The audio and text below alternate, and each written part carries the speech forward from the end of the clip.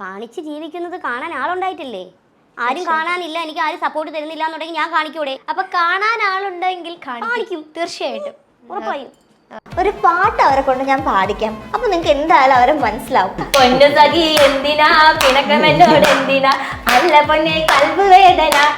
ആരെങ്കിലും മുട്ടിയപ്പം ചേച്ചിയുടെ നിലനിൽപ്പിനും ചേച്ചിയുടെ അവസരത്തിനും വേണ്ടി ചേച്ചി ഓർന്നു കൊടുത്തിട്ടുണ്ട്. എന്ത് ഊളം ചോദ്യങ്ങളാണോ താൻ ചോദിക്കുന്നത്? നിനക്ക് അനാവശ്യമായിട്ടുള്ള ചോദ്യങ്ങൾ ചോദിക്കുന്നത് കുറച്ച് കൂടുതലാണ്. ആദ്യം വൈറലായ വീഡിയോ നമ്മൾ ഇന്ന് പങ്കുവെക്കാം.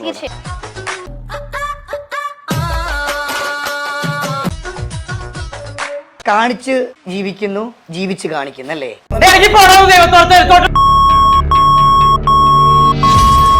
ബെഡ്റൂമിൽ വെച്ച് ചെയ്ത ഏറ്റവും മോശപ്പെട്ട കാര്യമാണ്.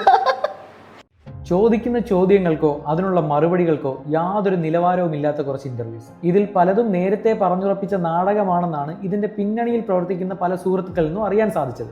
അതായത് കാഴ്ചക്കാരെ പൊട്ടന്മാരാക്കുന്ന മറ്റൊരു പരിപാടി. ഇനി വേറെ കുറച്ച് വില്ലന്മാരുണ്ട്, ടൈറ്റിൽ വെച്ച് കളിക്കുന്നവർ. ഭർത്താവില്ലാത്ത സമയത്ത് ഭാര്യ ചെയ്തത് കണ്ടോ? സംഭവം എന്തോ, ഭർത്താവില്ലാത്തപ്പോൾ ഭാര്യ ചായ ഇട്ട് കുടിച്ചു, അതാണ് സംഭവം. പക്ഷേ ഒരു സാധാരണ മലയാളിയുടെ ക്യൂരിയോസിറ്റിയെ മുതലെടുക്കാനായിട്ട് ഇങ്ങനെയും കുറച്ച് ആൾക്കാർ കലാരംഗത്തുനിന്നോ കായിക രംഗത്തുനിന്നോ വിദ്യാഭ്യാസ രംഗത്തുനിന്നോ ആൾക്കാരെ കൊണ്ടുവന്ന് രസകരമായിട്ടൊരു ഇന്റർവ്യൂ എടുക്കാൻ നിങ്ങൾക്ക് സാധിക്കാത്തത് കൊണ്ടാണോ ഇങ്ങനെയുള്ള പൊട്ടത്തരങ്ങൾ കാണിക്കുന്നത്? വെറും ചീപ്പ് പബ്ലിസിറ്റിക്ക് വേണ്ടിയിട്ടോ റീച്ചിന് വേണ്ടിയിട്ടോ നിങ്ങൾ നിങ്ങളെ തന്നെയാണ് കരിവാരി തേക്കുന്നതെന്ന് ആദ്യം മറക്കരുത്. ഇതൊരു അവതാരകനെ ഒരു ചാനലിനോ ഡീഫൈൻ ചെയ്യാനോ ആരെങ്കിലും കരിവാരി തേക്കാനോ വേണ്ടിയിട്ടൊന്നുമല്ല.